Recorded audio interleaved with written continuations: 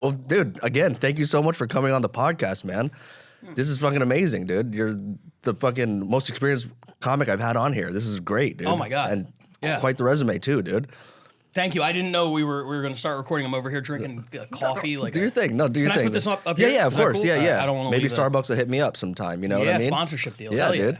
Yeah, no, thank you for having me, man. This is I'm excited to do it. Absolutely, dude. So we were just talking about before we started recording about how intimidating it is sometimes to go up to the store, especially for newer comics and stuff Yeah. like that. And you were the same way too, when you started. Oh yeah. Yeah. Yeah. The first time I ever saw this, this is such a goofy thing, but all right, this is pretty bizarre. So I moved out here in 2013 from Philly. I had been doing comedy for like 8 or 9 years. I was like a road feature. I felt very confident in like my shit. And then I moved out here and started doing 3-minute open mics, and it just destroyed my like will to live. It was a whole thing, right? No kidding. But I hadn't been to the store. But I was getting married a few months after. We literally within a year, we were like, let's move across country and then go back to do the wedding on the East Coast. It was psychotic. So I had to get my tux for the wedding. So I went to, I think it was Joseph A. Bank in Glendale. Yep. And the guy who was helping me out. Joss A. Banks. Joss A. Banks, dude. Yeah, you know. Dude. So the guy who was helping me out, and this was one of my first like big LA moments. Do you ever hear of the movie Angus?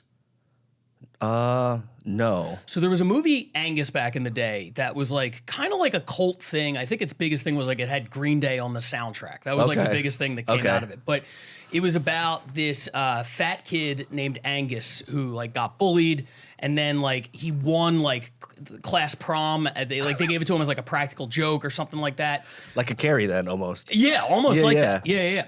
And it had a lot of similarities to my life because I was like the fat kid, I got bullied and everything. So I kind of like this movie. Mm-hmm. Well, here I am years later, 30 years old, getting ready to get married. I'm in a Joseph A. Bank, and who's fitting me for my tux but the fucking kid who played Angus? No way. I swear dude. to God. Yeah. What? Crazy, right? I don't even remember how we stumbled onto this discovery. And he was just getting into stand-up comedy. His name's Charlie Talbert. I don't know what he's up to now. I think he left L.A., but he had been an actor, child actor, and he was just getting into stand-up. And he was like, oh, yeah, I got some like shows coming up. You should come see me. And one of them was at the Comedy Store. I think it was like one of those main room bringers or whatever. Got you. And I had been looking for an excuse to get over to the Comedy Store. I'd been out here a couple months, and I hadn't gone yet.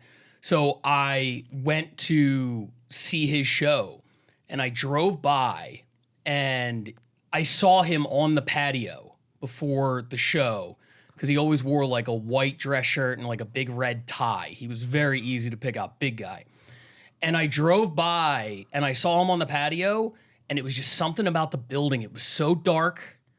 It was just so intimidating, the actual exterior of the building, that I kept driving. And it's not like, oh, I'm a new comic and the idea of stand-up like worries. I had been doing it for almost a decade. And it was like the building itself, I saw it and I was just like, nah, I got a bad feeling about this. I turned around and went home. Like, for real. First time I ever saw the Comedy Store, I was just like, no, I don't know, man. It looks creepy. I don't Yeah. No, dude, I mean? the first time comedians were telling me to just go hang out there, I literally walked past it 3 times. Yeah. I went in, and then I just stood by the bar, and I was like, I don't know anyone, so I just left. Yeah. Literally, it's just like that, because everyone's just kind of looking at you, too. Like, what the fuck are you even doing here? Right. You know what I It's mean? it's very sort of like cliquish and, Yes.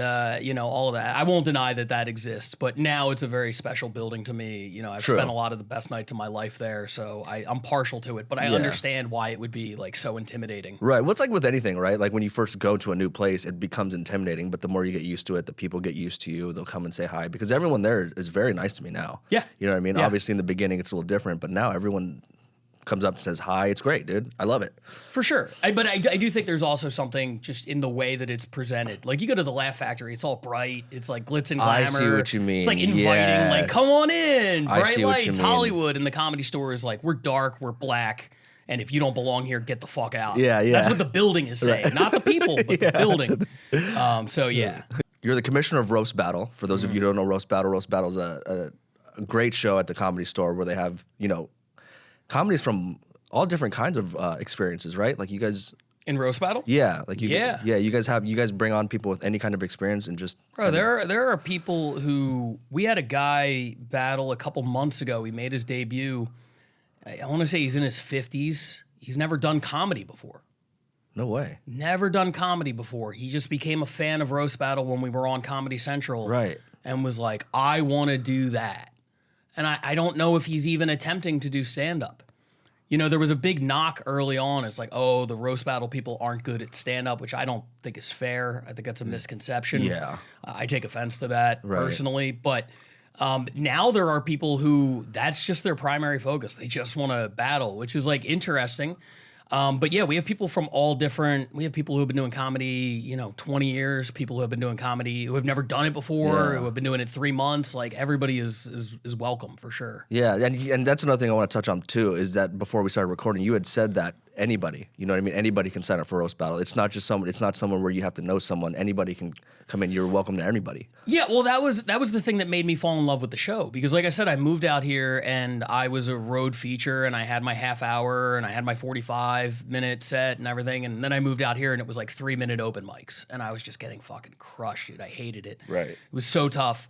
And there's nobody in the crowds. I don't know how the mics are now, but in 2013, the crowd was just other comedians. Same thing. That's it. Same thing. Right? Yeah. And in Philly, you would have 40, 50 people pay to come to an open mic at the club.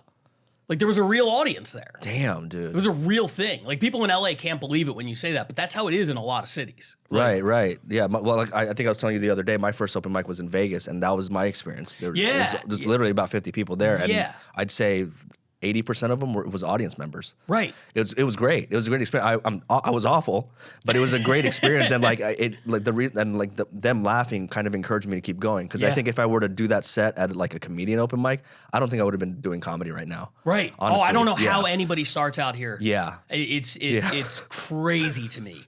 Because the thing that keeps you going with comedy, because we all objectively can look at this thing and be like, what a terrible decision we're making to pursue this. It's objectively a really poor decision. All of us are too smart to be doing this. We should be doing other things, right? We should be coming up with a path that will lead, because for 99% of people, this is going to lead in terms of money and success to nothing. Right. And yet we keep doing it. It's because the rush of those laughs and everything. Oh my gosh, dude. But yeah, if you come up in LA doing it in front of nobody, it's like, what's keeping you going? You just have mental problems, I would assume. I don't know why else you would continue to do it when there's nobody. It's kind of like people who have like a Twitter account with like 6 followers and just keeps tweeting. They're tweeting every day for a decade. It's like, who are you talking to? You look insane. Anyway, what were we talking about? Well, what was the thing that helped you get over coming to LA? It was Roast Battle. It was Roast Battle because I found out about the show and the energy was insane. It's completely sold out every week. Back in 2014, they were on there, like the celebrity guest judges that were dropping by every week. It was like Chappelle or Jim Carrey or Jon Stewart, just like these crazy fucking names.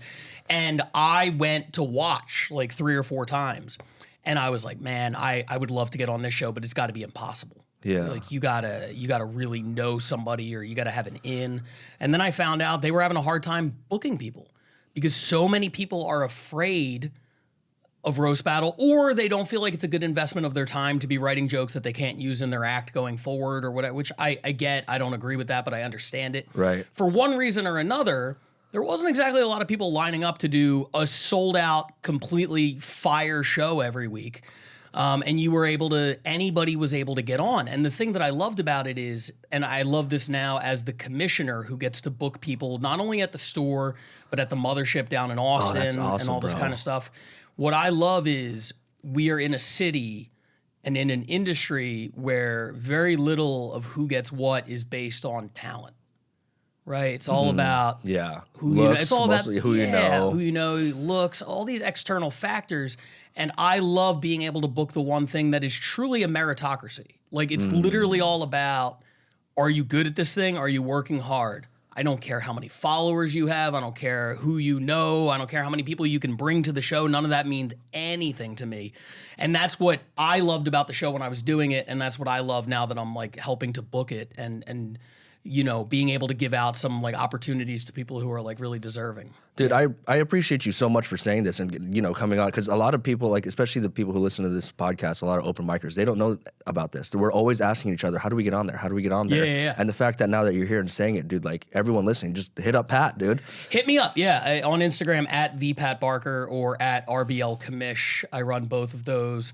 Happy to book people. We are changing the way we book it a little bit now with brand new people. We don't want to end up with any more nights where it's like 3 of the brand new people battles. Got you. Okay, yeah. So we're kind of spacing those out. So as we talk now in the middle of January, I'm already booking into May. Okay. Because I can only book one a week. So if you're new and you want to do roast battle, you're thinking about it, don't hesitate, because if you hit me up today, you're not going to get on until fucking June anyway. So you'll have plenty of time to figure it out. But just, hit me up. And I it sucks that you hear like comics be like, oh yeah, everybody's so intimidated by the store or roast battle, or even me. I've heard people be like, that's wild, because you're one of the, no, honestly, you are one of the nicest people I've met, dude. Thank You're you. always saying hi to me, and it's just like, it's not like, oh, hey, what's up? It's like, what's up, Jesse? And I appreciate that kind of stuff, you know, especially someone, again, who's new. You know, it makes me feel welcome. I try. I also understand how, for people I don't know, I could give off a vibe of like, I don't ever want to give off the vibe like, oh, I'm too big for this or that. The truth is, I'm very bad with names and faces, and I'm super self-conscious about it. No, it's the God's honest truth. And if I seem like I'm ignoring you and we met before, it's probably just because I forgot your name and I feel like a dickhead and I don't want to deal with that interaction because of how it makes me feel about myself. That's 100% truth. That is hilarious. And you're just looking at them, trying to think their name and just giving them a dirty look while you're just going through. Oh, yeah. You're just like, why is that guy staring at me? What the hell's his problem? When you started doing roast battles, was roasting something you wanted to do when you got into stand up? Yeah, I think so. I always loved the Comedy Central roasts. We had a couple in Philly just for like comics who were like leaving. I see. Where it was like, oh, the farewell like roast, like a traditional deist style. I enjoyed writing those jokes. I think it's a really good challenge as a writer.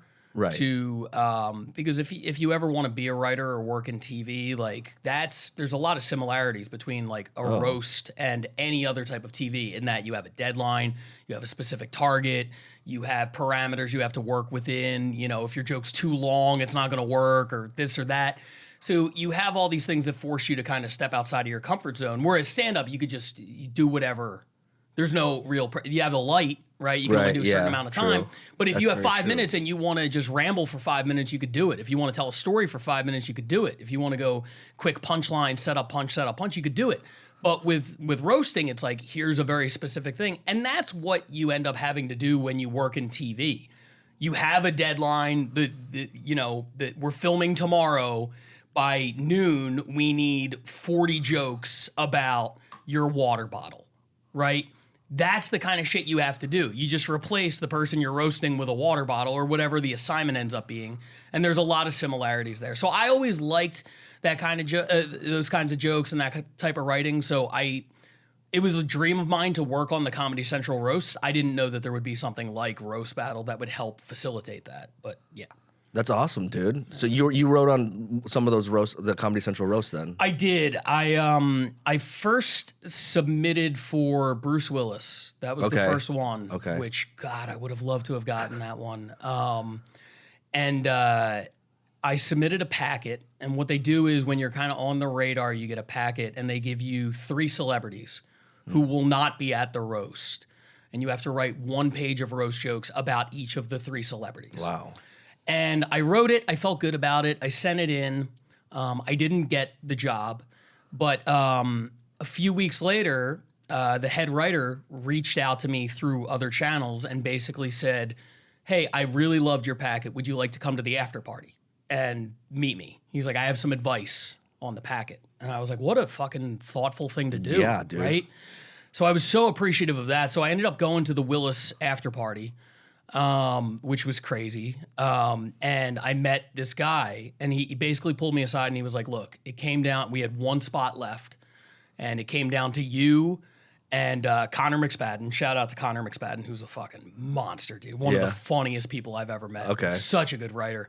Another like roast battle, just like legend. And his shit is so good. And he's like, yeah, it came down to you and Connor, and Connor like edged it out, but you were like next in line. And he was like, the only advice I have is like, and he gave me some advice on how to structure it next time. Put this joke here, put that joke there, you know, whatever. Because I had it laid out like all the jokes tied into one another. You know what I mean? Like the way you would do a roast set. Right, yeah, right. And he was like, even though it's only 3 pages, all the people who read it, they don't have time to read 3 pages. So you might only get 5 jokes before they move on. And you got 20 on the page. Put your best 5 first.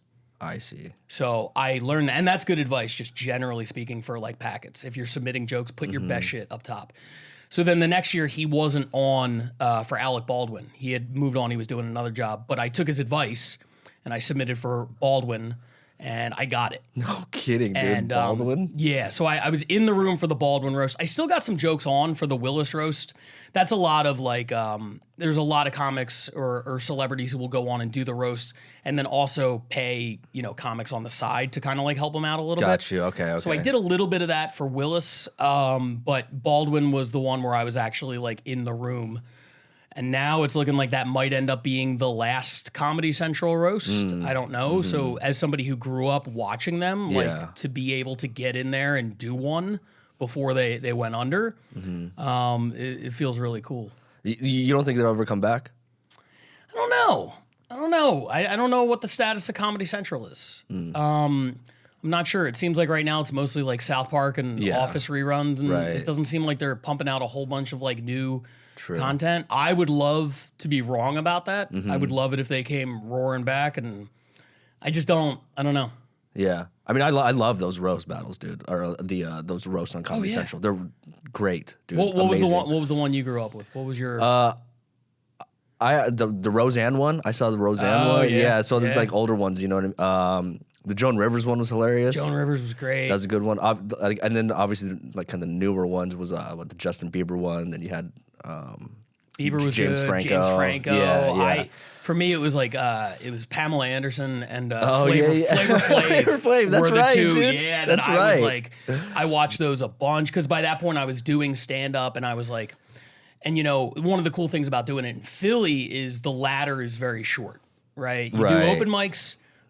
At the time I came up, there was one real club in Philly, Helium, and so you do open mics. You get to host at Helium, and then you get bumped up to feature at Helium, and then that's the end of the ladder. Oh, wow. It's way different than LA, where there's like a million places to go. Philly is kind of like... So for the few years that I was a host before I got bumped up to feature, I worked with every big name that came through. And like, that's amazing. Yeah, I you know, and like Geraldo was the big one where it's like... No way, dude. Oh, yeah. I did a week with Geraldo, and I hosted. The feature was Jesse Joyce, who was Geraldo's writing partner. Okay. And we did like 6 shows, and I just got to pick his brain in the green room about the roasts. It's all I wanted to talk about. He was amazing, dude. Oh, he was incredible. Great roaster. Incredible. Yeah, dude, just the fucking best. Dude, it's wild. How did you become into the position of becoming the commissioner of Roast Battle? I just did the show a lot. I started battling in 2014. At the time, we had like a blog that we would write like previews and recaps of the battles and everything. And I fell in love with the show. I have sort of a deeper connection to the show I can get into in a minute if you want. But long story short, I just felt like I wanted to contribute as much as possible. So, you know, I battled a lot. I was consistent. I was good. I started writing things for the blog. I started just kind of helping out in like whatever way I could. And then, you know, kind of leading into the pandemic, I didn't know if the show was going to come back because I felt like we had done 3 seasons on Comedy Central. We weren't getting picked up for a 4th. It kind of felt like the show had like run its course a little bit. I thought the pandemic might kill it. We came back and we were doing them, but it was like in the main room at 25% capacity when they had the guidelines and everything. And it was like, it was just tough. It was tough. And then, you know, Moses and I had talked a lot about there's all these roast battle shows popping up all over the world. Like you come across random things where it's like, oh yeah, they're doing one in Kazakhstan or whatever. And you're like, what? Yeah. Like, so, you know, Brian Moses and I were talking and he was just like, yeah, can you create a worldwide league? And I was like, sure, what's my budget? And he was like, $0. Like, we have no money. And I was like, all right, let's make it happen. There you go. There you go. Yeah. So he gave me the title of commissioner, and it's still kind of like a goofy thing where it's like, I know people say it with like, they mean it respectfully, but anytime somebody's like, oh, it's the commissioner, I'm like, it sounds like they're being sarcastic. I'm like, fuck you, you know? But yeah, so I was in charge of like putting this thing together, and it's just mainly because I love the show, and I've had a lot of like loyalty to it, and I just want to help out wherever I can. And, you know, within reason, of course. Yeah, of course. Yeah, of course. What you said, before you went on, you said you had like there's a deeper meaning to roast battle for you. I'd love for you to go into that. Yeah, I mean, in short, and this is going to sound insane, but I'll back up and explain it. Like, I wouldn't have like my son without roast battle, which I know sounds nuts, but Not like at all. the brief version of the story. So I move out here in 2013. I'm struggling for the first year. I'm trying to figure it out. I told you my wife and I had to go back. We were getting married in 2014.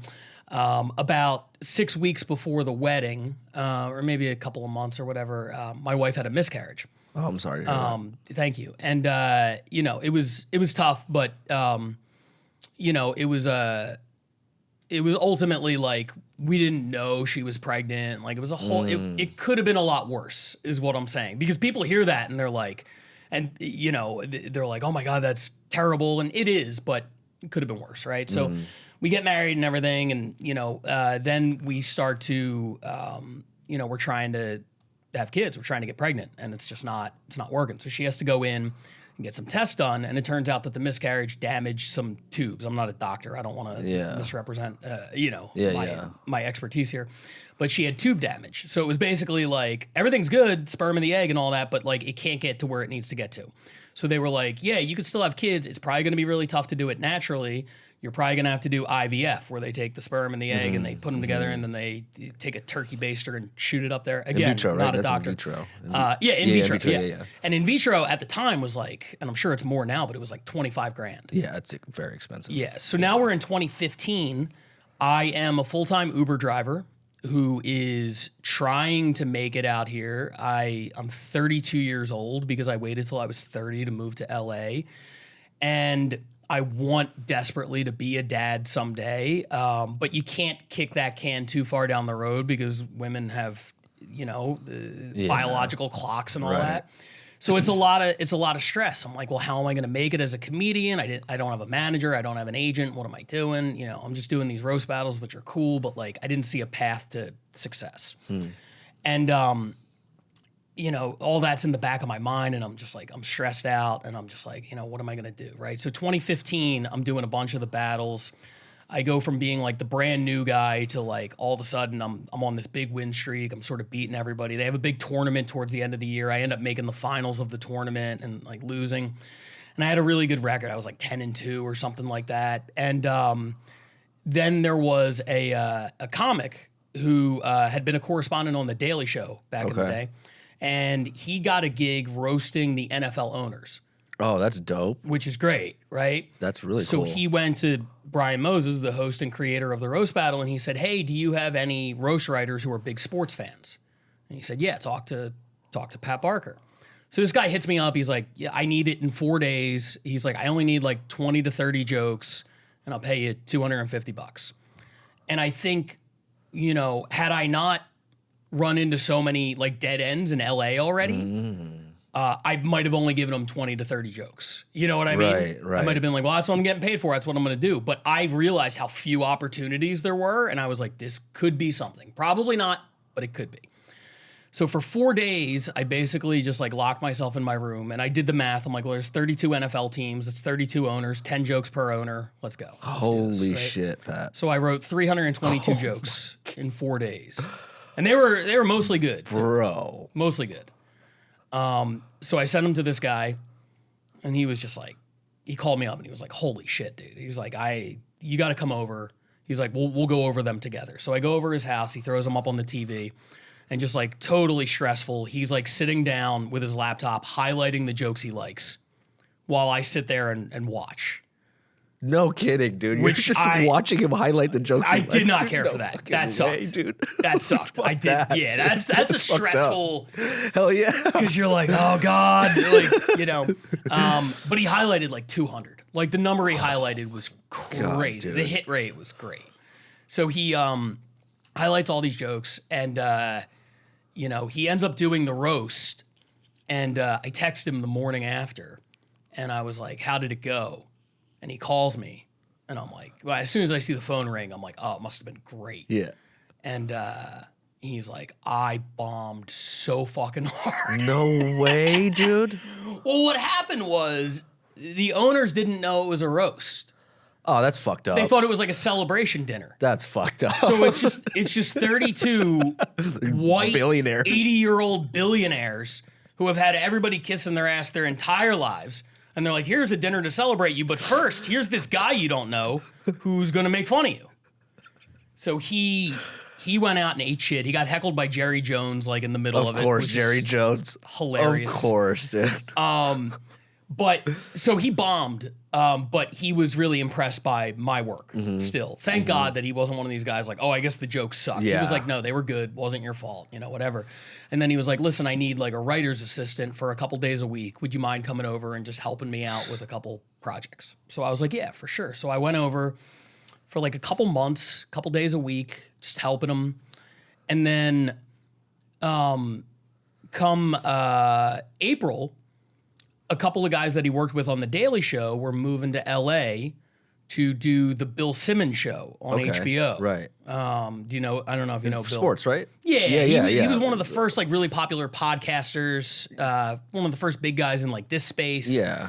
And he got a deal to do a sports show on HBO. So they're out here doing that, the showrunner and the head writer, and they happen to go out to dinner with their old Daily Show buddy and ask him, do you have any guys who are good sports writers that we might want to take a look at? Dude. Crazy. So he goes, yeah, talk to Pat Barker, right? So already, like, I'm getting these opportunities from Roast Battle. One thing led to another, and you just keep killing this job, you kill that job, and then you get more jobs, right?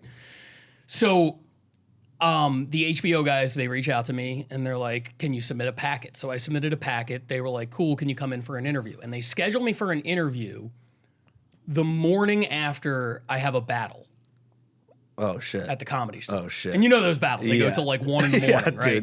dude. And they're so stressful to prepare for, and now I got to worry about this like Yeah. interview the next day. And I was battling a guy named Dan Nolan. If you're new, you probably don't know him. No, no, He's no. in Austin now. He's very, very funny. Great joke writer. And we're battling, and it's a 3-round battle, an old school battle. And it gets to the 3rd round, and we're tied 1 round apiece, and it gets to the last joke, and it feels like neck and neck. And then he drops just the biggest haymaker of all time. He's the first person to reference the miscarriage Oh, in a shit. joke. And the way he did it was beautiful. It was perfect. No kidding. The joke was when Pat lost his child to a miscarriage last year, there was nothing funny about it, which is how Pat knew he was the father. It's perfect. It's quick. It's hilarious. It references the miscarriage, but it's not making fun of the miscarriage. Right. It's making fun of me. Right. Everything that you could like about a joke is in that joke. It's absolutely perfect. The room the roof blows off the place, right? And I still have to do one more joke, and I'm like, oh, fuck, I might as well just walk off. Like, I'm dead. So I lose that battle. It wins Joke of the Year at the fucking my Roasty God, of course. Awards, and you know what I mean? Like, course. yeah. So the next morning, I wake up to get ready for the interview, and my wife is there, and she's like, "Oh, how was the battle last night?" I was like, "Oh, I lost." And she's like, "Oh, I'm sorry." I'm like, "No, it's okay. He had this fucking monster of a joke. Like, it's insane." She's like, "Oh, what was it?" Like, here's the moment. You ever see that Chappelle bit where he's talking about Michael Richards at the Laugh Factory? No, I don't think so. So you know the Michael Richards Yeah, set. yeah, right? of course, yeah. So Chappelle has a bit where he's talking about the Michael Richards set made him realize he was more comedian than he was black man. Because he's like, the comedian side in him was winning out because as a black guy, he was watching it like, what the fuck? What did this asshole just say? And the comedian side in him was like, damn, Kramer's having a rough set. So the morning after this battle, that was the moment I realized I'm more of a comedian than I am a husband, because my wife is like, "What was the joke?" And like, no part of me was like, "Don't tell her, it'll hurt her."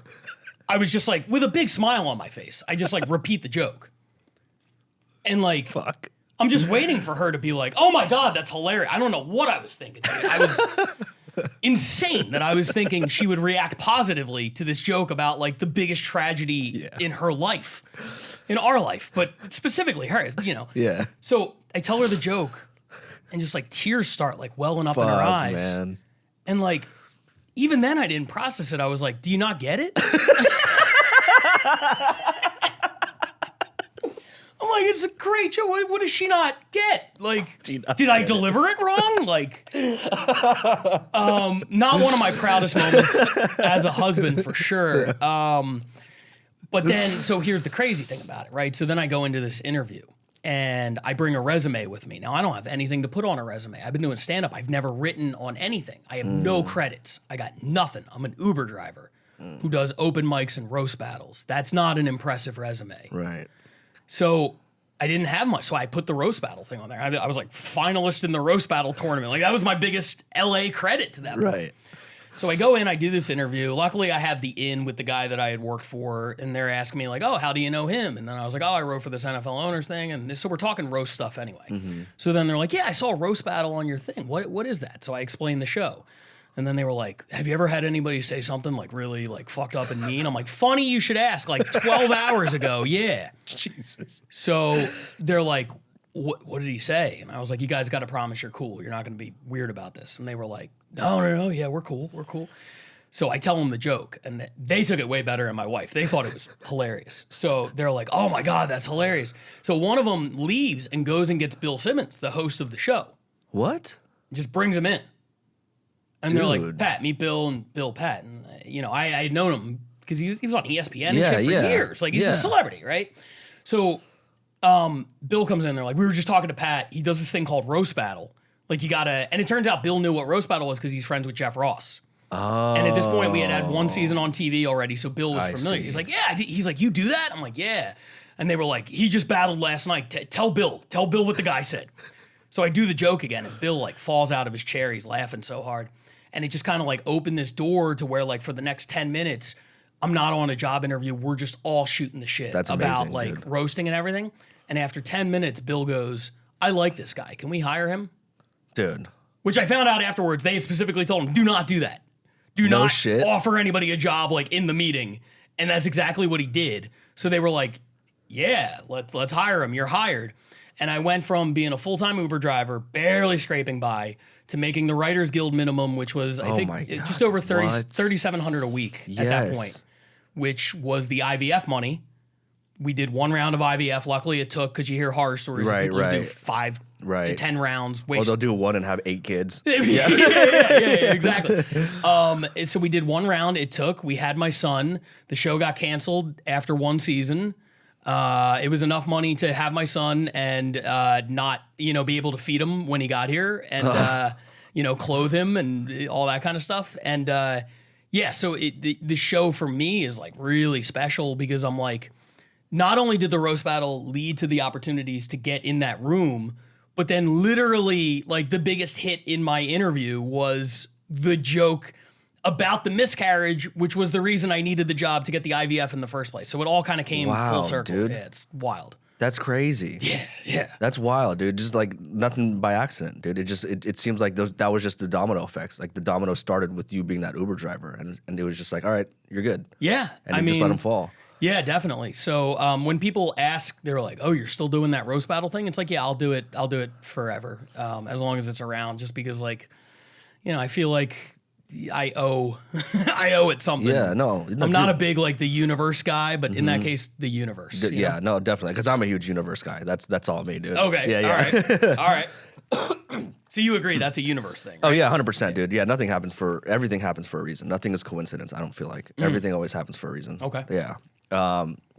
So speaking of which, dude, came out of retirement apparently last night doing roast battle, bro. I feel like I was overblown. People acted like I was, holed up in a bunker somewhere for years. And Michael Jordan coming out, yeah, coming back. Yeah, wearing 45. Yeah. No, I did 3 battles last year. Oh, what the hell? But it was, that was my first battle in the belly room. Like old school roast battle shit in the belly room where it wasn't like a rematch. It wasn't like a last minute. Like I did one last year where like 2 battles dropped out and I happened to be there along with somebody I had battled at a different venue. And I was like, do you want to just get our old jokes out and like rerun it? I battled in Tokyo last year for the league. That's dope. I battled at Jam in the Van, which is down in Culver City. Not as impressive as Tokyo, but still kind of cool. But that was my first like fresh belly room battle in like 4 years. But I wasn't totally retired. I feel like because dude, you got to be clear. That you came out with a flurry, bro. That first round, and you kept going. I was like, "Holy shit, bro! I'm never doing this. This is crazy, dude." Because you just straight flurry, bro. Like Mike Tyson just coming out in the first round, just swinging, dude. I was like, and then Nate tried to get a joke in, and you just kept going. I was like, "Holy shit, bro!" Oh yeah. Because I had a feeling like it's so funny. You like prepare for these things, and like you, it's like there's strategy involved. Right? Yeah, it's like game planning in a sport. Yeah.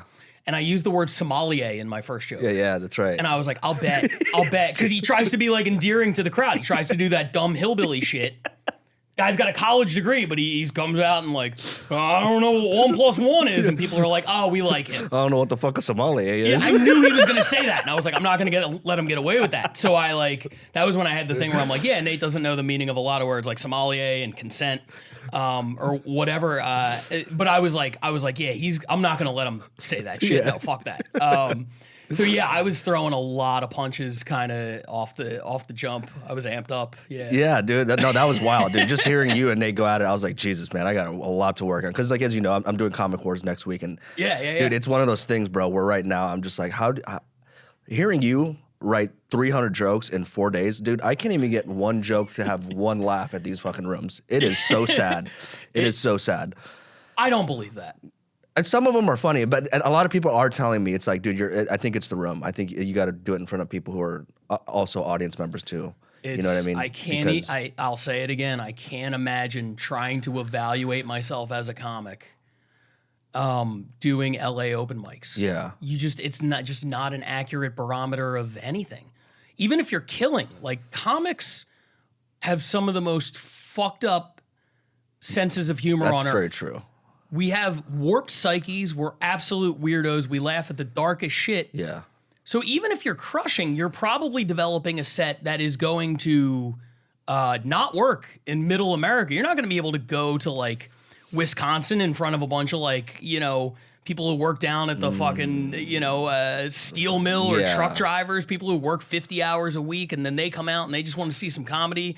And you're up there talking about like, jerking off and whatever. All the shit that would work in front of other comedians is probably not tailor fit to like a more mainstream kind of audience.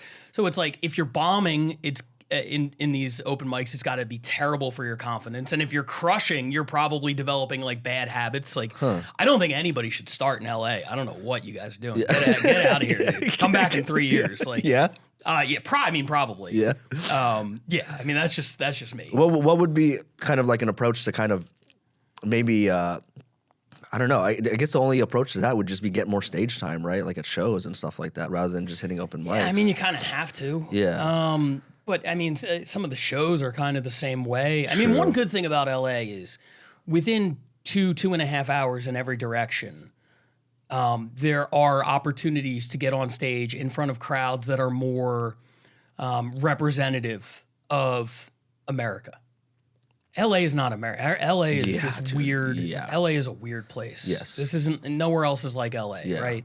Right. So you have to ask yourself, what's going to work in front of the gym teacher who just spent all of his extra cash for the week to come to this comedy show. Right. Right. Like what's going to work? What is translatable to a wider audience? So, the cool thing is like you drive a couple hours, you got Santa Barbara, you got San Luis Obispo, you got San Diego, you could go to Temecula. There's like a whole bunch of different like opportunities to get on stage in front of a real crowd.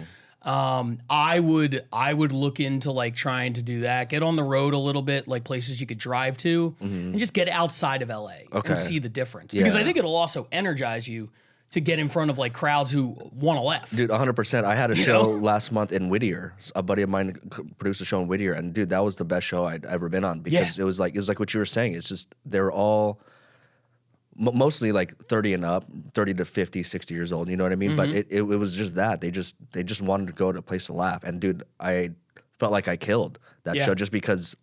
Once again, what you were saying, it's just a crowd was there who just want to just experience funny. Yeah. And you can even just be yourself, right? Like some of the bits that I knew worked in front of comedians, I just switched up the wording in front of them because I don't know why I did that. It was just how it just came out. Like maybe I was just more into myself as opposed to focusing on the joke. Yes. Because I'm noticing that now too, dude. Like I'm at this stage right now where I'm like, again, 6-7 months in where I'm comfortable on stage now, but now it's like, what am I comfortable talking about? And how can I get like how can I articulate honest emotions about this particular topic? Yeah. Right. So I'm digging deeper into that. So and I don't know if I'm doing it the right or wrong way. Like I'm just right now telling stories. And if I like the story, I'm adding jokes in there as opposed to just writing jokes now. The good thing is there is no wrong way. Yeah. Dude, everyone. It's really not. Everybody's path is like different. Right. I think stage time, everybody's like, oh, you just got to get all the stage time. I think that's a cliche, and I don't think all stage time is good stage time. But when you're a year or two in, you just have to do it. You got to get those reps in. Right. But I would focus on trying to get in those shows outside of the city. Okay. I mean, next time you have one of those like Whittier, did you film your set? Yeah. Oh, yeah. So you got a tape now that you can kind of send to people. Pay attention to people that you're other comics on social media that are doing shows in places outside of LA. Oh. It's such an LA cliche to hit up the comic and be like, who books that? Right? That's the inside joke. So you got to be cool about it, right? You don't want to just be shamelessly the guy who's like, hey, how'd you get that? How can I get that? But maybe even like turn up at one of those shows, go hang out. Yeah, that's what I've been doing more. Yeah, pop up, talk to the person running it. Be like, hey, I would love to, if you ever have like a set, like, I think you got to get out and do some of those, kind of situations as well. But yeah, I mean, I guess just stage time Yeah. is the right answer. I think once you get to a certain point, I don't agree that that's the answer. But for the first couple of years, you just got to get up there. Okay. Okay. Well, let's talk about Comic Wars Roast Battle in Denver. How dare you? Yeah. Comic Wars. Our mortal enemies? Are you kidding me, bro?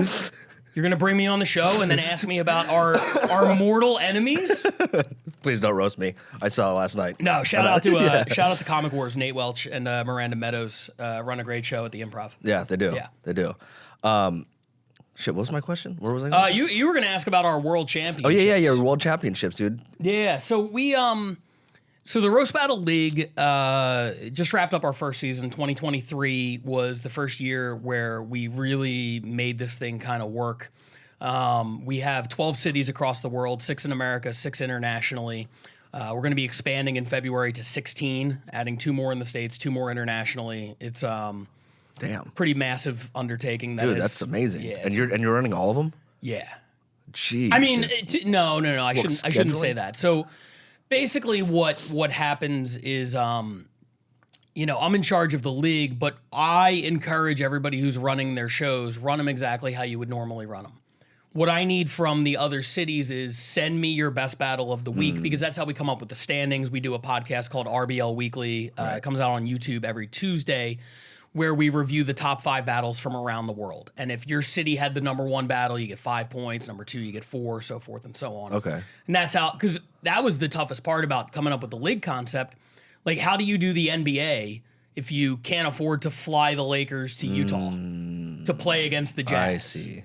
Because we don't have like a ton of money. So we Right. can't do just like randomly like, oh, it's LA versus, Chicago. It's tough, right? So we came up with a system where everybody's got their own like little ecosystem, and then we'll do standings that way. We'll come up with the playoff teams and everything like that.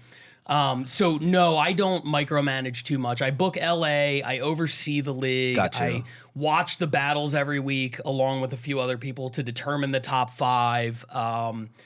I'm constantly watching battles. The expansion process, I had 30 different cities that wanted to be part of the league. I watched battles from everywhere from Boise, Idaho to Istanbul, Shit, all over the world. They have roast battles everywhere, dude. It's crazy. Damn. So people were sending me battles to watch, and like I was hopping on Zoom calls with like people everywhere, which was fun, but also like mind numbing. Yeah, time consuming, Crazy. dude. Yeah, Especially yeah. international stuff. You gotta fucking take calls at the middle of the night, probably. Oh right? yeah. Dude. I'm figuring out time zones Yeah, and shit. dude. I'm like, yeah. But I made it a point to be like, anybody who wants to talk, we'll talk, right? So I talked to a lot of people, and we're expanding to 16 in February. But right now we have 12. The first season we had 12, 6 in America, 6 internationally. We named 4 playoff teams, the top 2 in each division. It was LA and New York in America, and London and Scotland from our international division. And we were able to pull aside enough money to put together the championship. So it's going to be January 31st at the Denver Improv. We're flying these people out from all over the world.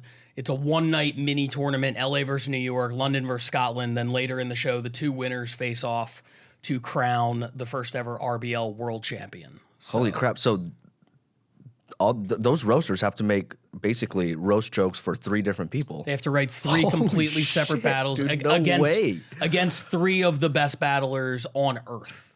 Yeah, That's wild, dude. it's insane.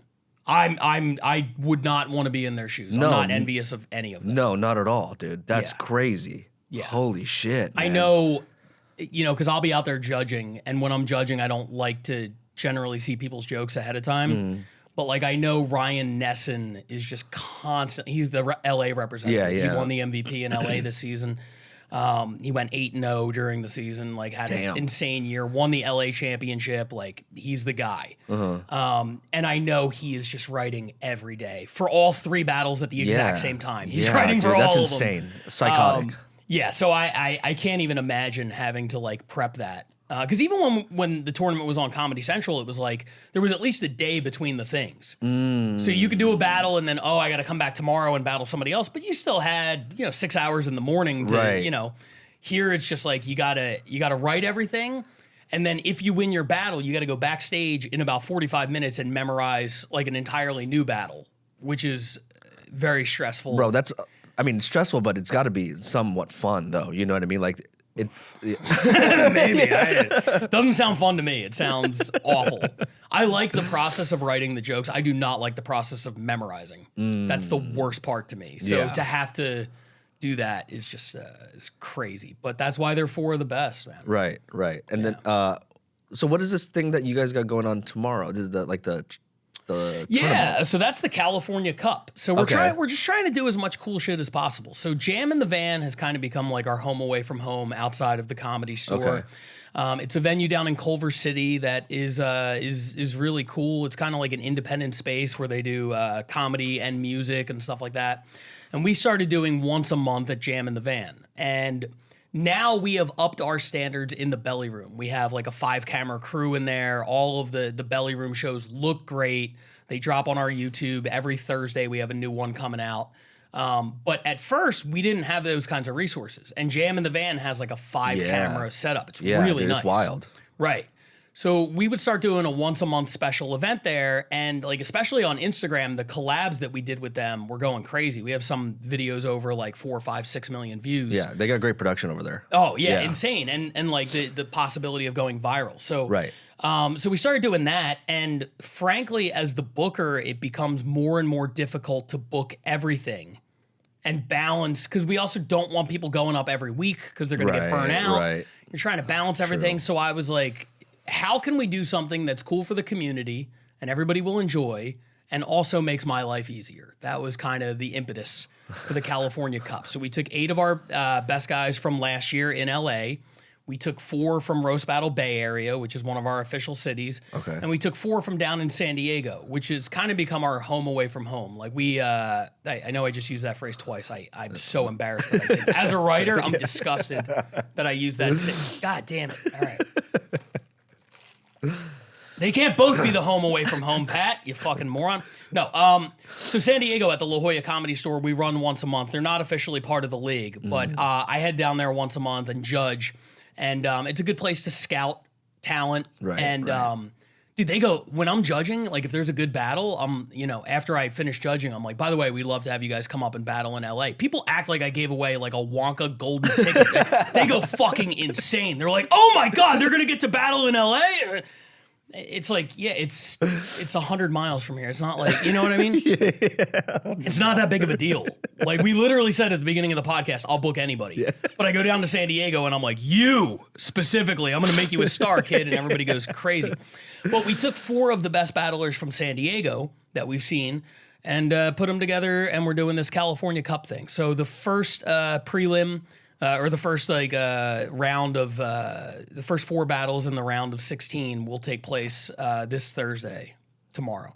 And then every month we will continue the tournament, which should wrap in May. Oh, that's cool. Yeah. Actually, that's really cool. I see how you did that then. It gives them, it gives everybody a little bit more time. Yeah, absolutely.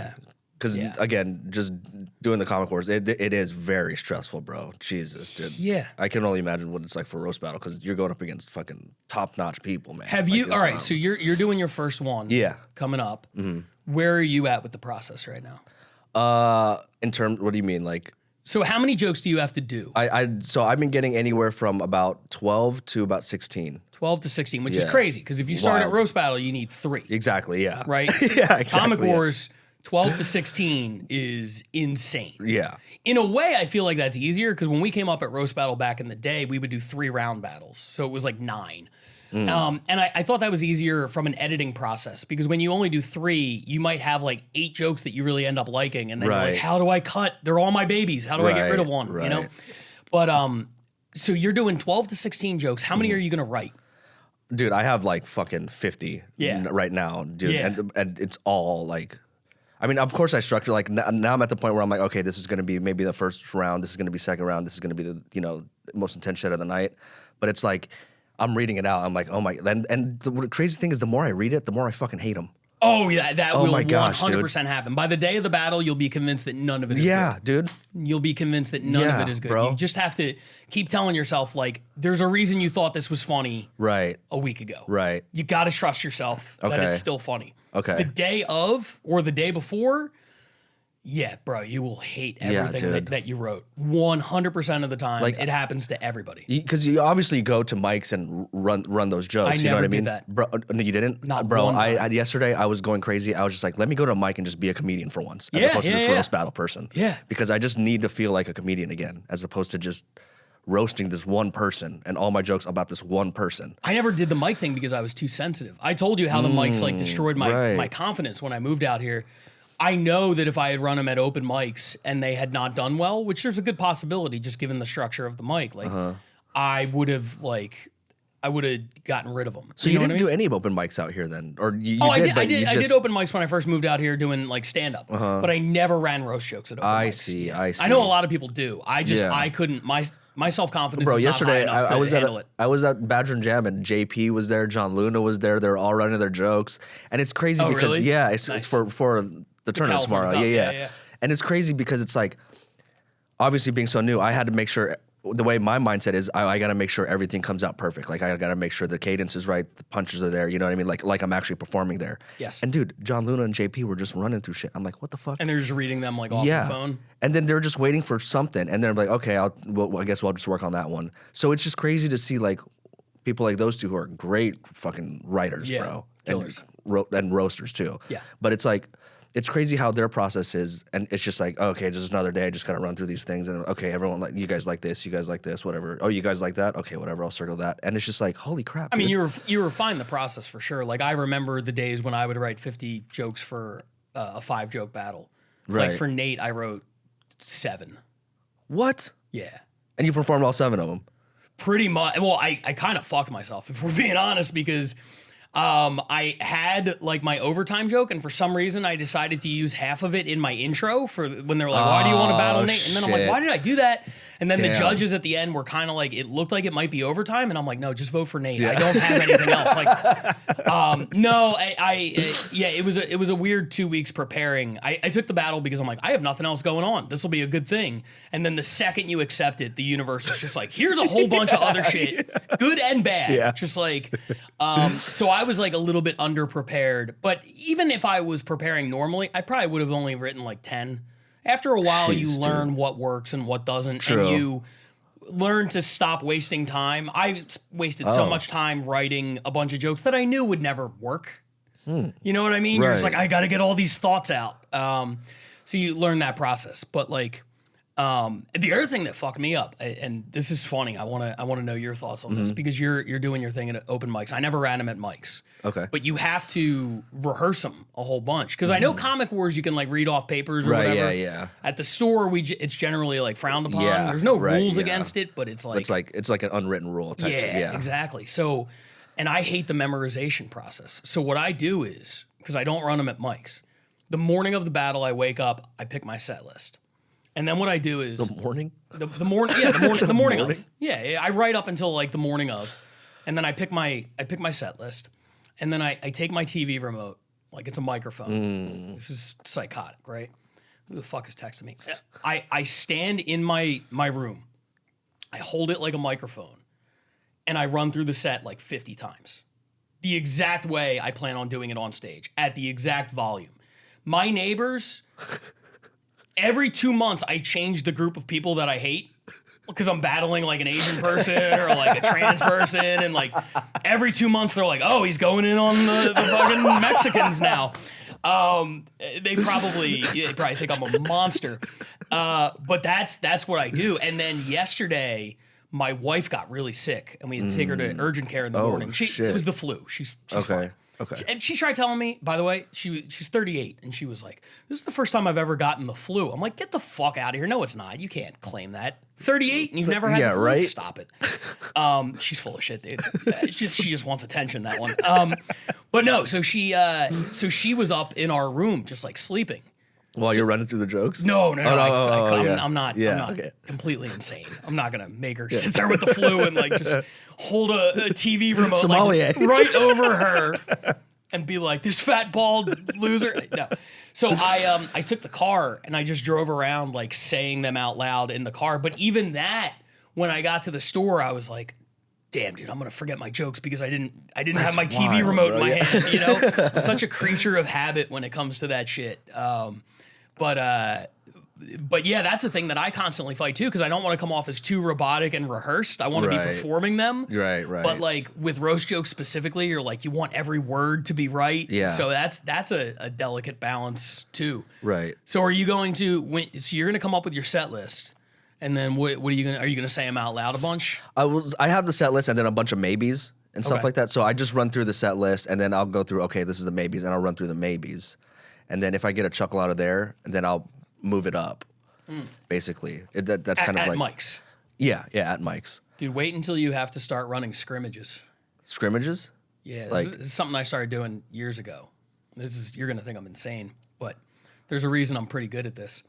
So I didn't do it last night, but typically I'll write a bunch of rebuttals because I have things that that's people right, can yeah. attack, and I'm like, well, they're probably gonna make fun of my wife's miscarriage, or they're probably gonna make fun of like my dad dying, or whatever. I'll come up with like 5 things that I think they might make fun of, and then I'll write rebuttals specific to that person. I see, okay.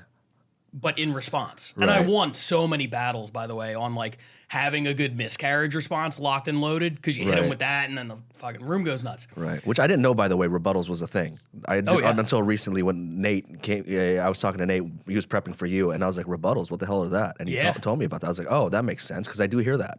Yeah, it's kind of like a pick six in football. Like Yeah, the interception. yeah. You know, you're playing Madden, Yeah, the guy yeah, catches it and exactly. the whole screen turns around. That's how it feels in the room when you land one of those. So what I would do, because you don't know where they're gonna have that particular joke.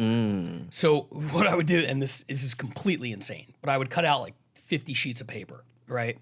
And I would leave like 25 of them blank. And like 10 of them I would write like fat joke. And like 5 of them I would write like miscarriage joke or whatever. Holy shit. And literally I would go through my set and I would do my joke and then I would pull my opponent's joke out of the thing just so I could learn to think on my feet. Amazing. And be ready to throw, whatever comes up.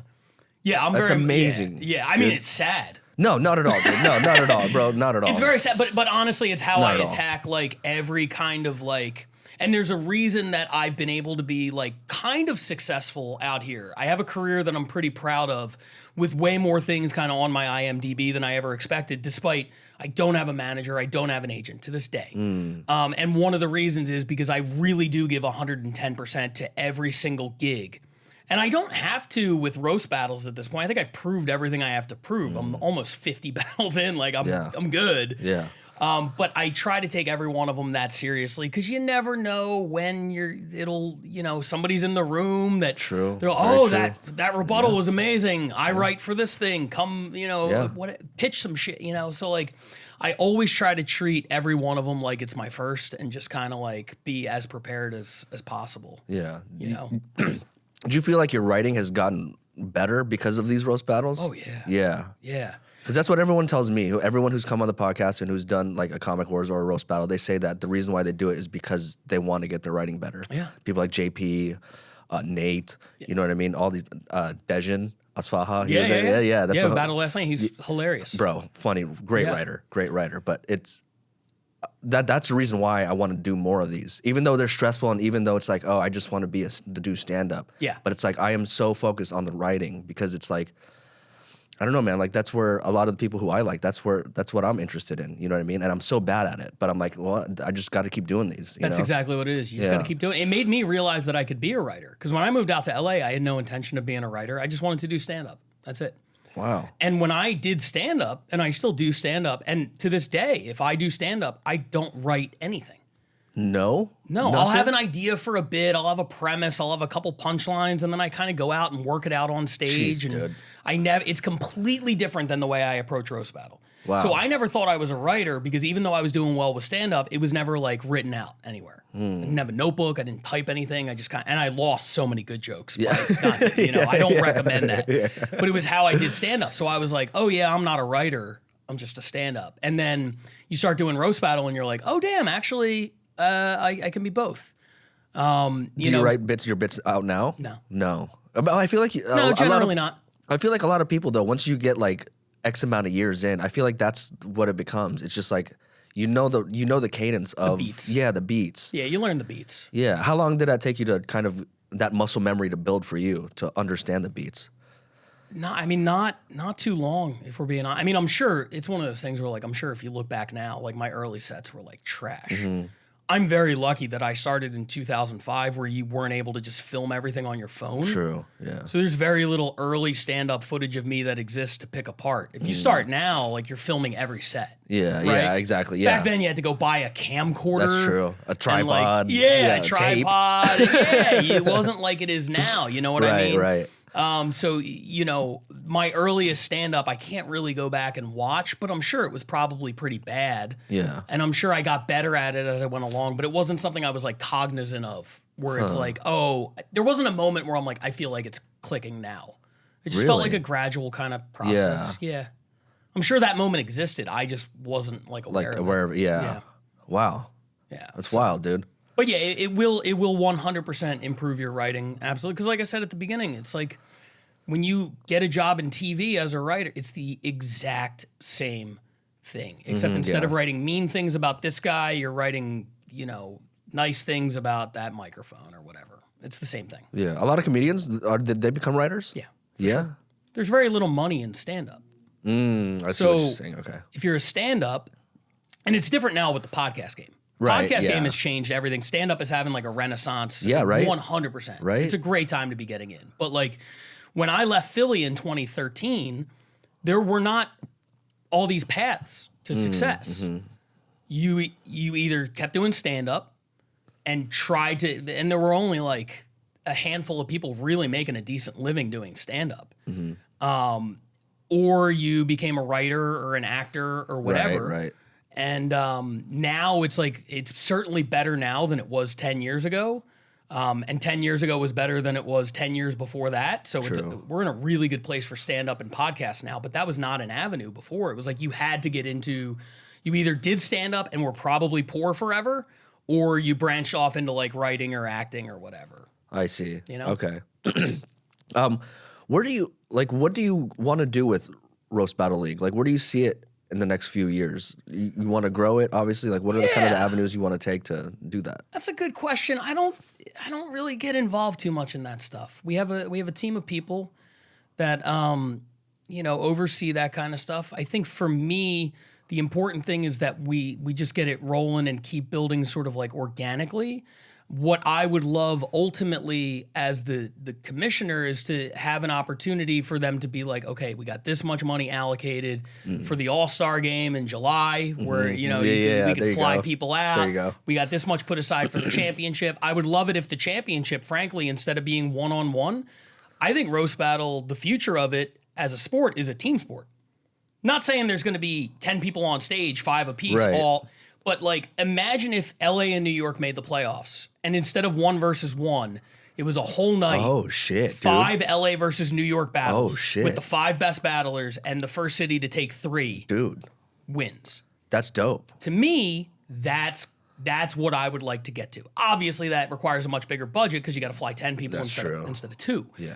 But I would love to get to that point. I think that we definitely can. But as far as like, digital growth, I mean, it's great that we're way more consistent with the YouTube uploads now. We have a really good camera team in there with good equipment. Every Tuesday we're dropping the RBL weekly podcast. Every Thursday we're dropping a full length show, whether it be from the Mothership in Austin, Jam in the Van, or the Belly Room. I see. So I think the idea is to just continue to sort of build that fan base. And then it takes off. I mean, you look at something like Kill Tony, like the progress they've made over the last year. Bro, MSG. 2 nights at MSG. 2 nights, like, bro. It's psychotic. It's Wild. Absolutely insane. Shout out to them because I saw that show from the beginning. You know what I mean? Yeah, and right. Like, That's true. At the Belly Room too. Yeah, Right? the difference is they were really early adopters of the YouTube. They were putting all their stuff online, whereas Roast Battle was like, it's the underground fight club. Like you got to know somebody who knows somebody to know about this crazy show. And it turns out, maybe marketing ourselves would have been advisable. But better late than never. Like we're getting there. But you see that and you're like, well, that could be a thing. You even look at like it's still in its infancy, but like the RBL weekly podcast was getting about 500 views an episode. That's good. About a year ago. Now we're up to about 5,000 an episode. That's really good. So you're talking about pretty substantial growth. Want to continue that for sure. I don't want to get too caught up in the business end of it because, frankly, it bores me. I have my degree in business management, and I'm just like, I don't want anything to do with this. So I chip in where I can, but I'm more interested in like the commissioner thing, building up the scene, building up the community. I'm a big community guy. I love the Roast Battle community. All my best friends out here are people I met after I battled them, and it's like trauma bonding. Yeah, you know what I mean? That's true. Yeah. So I just want to keep doing cool shit, and I think if we do cool shit and put out good content, the rest will work itself out. 100%, dude. And you got great battlers, dude. Seriously. So that's just half the battle right there. Yeah. You know what I mean? Absolutely. And that's why I want to also do these things as kind of like an outreach to let other people know, because there could be other great battlers out there who are like, oh, I'm scared of doing that. Yeah. Don't be scared. Well, I would, dude. I'll be honest with you. I was scared to have you even on my podcast. Fucking Why? Luke Walls. Why? That's fucking crazy. like 2 months ago when he was in town, he was like, "You should have Pat Barker." I was like, "You think he'd do it?" And he's like, "Yeah." I was like, "All right, I'll ask him." And I never did because it's just one of those things where I'm just like, I don't know. And not only that, dude, I'm so fucking new at this. I feel like everyone looks at me like I'm a jackass. I'm a fucking comedian / podcaster. One of those guys who just got in. But I don't know. There's no reason to be afraid of me. I'm not nearly as successful as people seem to think. I have no idea what image you guys have of me. I know LA is the city where everybody is pretending to be more successful than they are. I'm begging you, please realize I'm not as successful as you seem to think. I don't know where people get this idea. No, that's crazy. With all due respect, nobody should be afraid of me. We heard it here first, guys. If you guys want to fucking hit up Roast Battle, hit up Pat, dude. Seriously, man. Yeah, absolutely. Dude, dude, I appreciate you coming and doing this, man. Seriously, sure, this man. is Thank you for having me. this was a great conversation, brother. I really do appreciate you. And again, I don't want to speak for all the comics, but like, dude, like what you do God's work for the fucking roast battle, man. Seriously, you're a fucking great guy, dude, and we really Thank you, do man. appreciate everything that you're doing. Oh, dude, You know what I mean? that means a lot. And Love to sitting hear it. with you here today, and just I can respect you as a person doing what you do for roast battle, dude. And that's a really great story, by the way, about your son. And Oh, thanks, man. How you tie it into roast battle. It's really good. Well, yeah, dude. I know you said it earlier, but let's let the people know where they can find you, and then let them know again about the tournament in Denver. Yeah, you can follow me. My personal account on Instagram is @vpatbarker. That's where you'll see a lot of pictures of my son and just kind of like my everyday life. I love being a dad, so like that's a big part of it. Sorry to anyone who's like, oh, no, I don't want to see your fucking kid. I get it. If you're just interested in the roast battle stuff, at RBL Commish. I had to stop putting all the roast battle stuff on my personal account because some people don't care. So I'm like, let me create this separate thing. Yeah. But RBL Commish will have all of the information about everything we do. The January 31st thing, if you are anywhere near Denver, like you should come out to that show. It's going to be insane. I'm so excited for it. But if you're not, we're working out a way to get to air it live. I see. Typically, we record the video and we take a month to edit it and then we put it out and everything. Like we want to have the championship there live. I don't know exactly what medium that'll be on yet. I don't know if it'll be on YouTube Live, if it'll be on Instagram Live, but I promise we're going to come up with a way to get anybody who wants to, because people are asking online, people are like, is it pay-per-view? And like they want to give us money. And No my kidding. thing is like, as much as I appreciate that and I love that, I'm not an audio video guy. And all I can promise is I'll find out a way to get it to you. I can't promise it's going to be soundboard audio live. We'll have a great version coming out in a month, but I know how much the YouTube commenters care about like quality. Oh, the audio especially. They go fucking nuts, dude. Yeah. If you have 9 out of 10 audio, they're like, I can't even hear anything. No, I'm like, oh my God. So knowing that that's so important to people, the last thing I would want to do, I'm big on under-promising and over-delivering. You know what I mean? The last thing I would want to do is be like, pay for this thing, and then have to deal with emails where it's like, I couldn't hear some of the So it's gonna happen. It's gonna be free. I don't know exactly how yet. But I love the fact and I appreciate the fact that so many of our fans literally all over the world are so invested in this thing that nobody cared about a year ago with the league. And they're like, I want to see this thing live. I'm going to make sure that people have an opportunity to. So follow me at RBL Commish. That's where all of the details are going to come out about that. And please subscribe to Roast Battle on YouTube. That's the other thing. We've had really good growth in terms of subscribers, but we're now running into all sorts of like algorithm things where you may have noticed some of Roast Battle's content is problematic. And it's funny because if you're in the room, you feel the love. Yeah, It's absolutely. the most love of any show. Absolutely, yeah. But if you're watching out of context, you're like, that guy just say something about the Holocaust? What the fuck? Report, right? Yeah, exactly. So we're getting flagged for a lot of stuff. So we're getting like shadow banned and demonetized and all this stuff, and we're working through it. But I would ask that people, if you like our content, go to YouTube and subscribe, because it's not going to show up in your suggested stuff nearly as much anymore. Because you get 2 people complaining about a video, and YouTube, where I'm convinced no actual human beings work. It's all just the robots. Yeah, exactly. So good luck talking to one of the robots and being like, no, you don't understand like the context of it. So subscribe to us on YouTube. Follow us on Instagram at Roast Battle. Follow me at RBL Commish. Those are the big things, man. And just if you like seeing an organic thing that was developed by comics for comics and gives a lot of opportunities to comics in a city where those opportunities are hard to come by, just stick with us and what we're doing. I think it's a great thing for the community, and I appreciate everybody's support. Hell yeah, dude. And I'll send me that link. I'll put it in the description when this episode comes out. Beautiful. For everything. I love it. Yeah, dude. Absolutely, bro. Absolutely. Well, again, Pat, I appreciate you coming on, brother, and talking. But yeah, dude, thanks everyone for listening and watching. Until next time, dude. Thanks again, Pat. Thank you.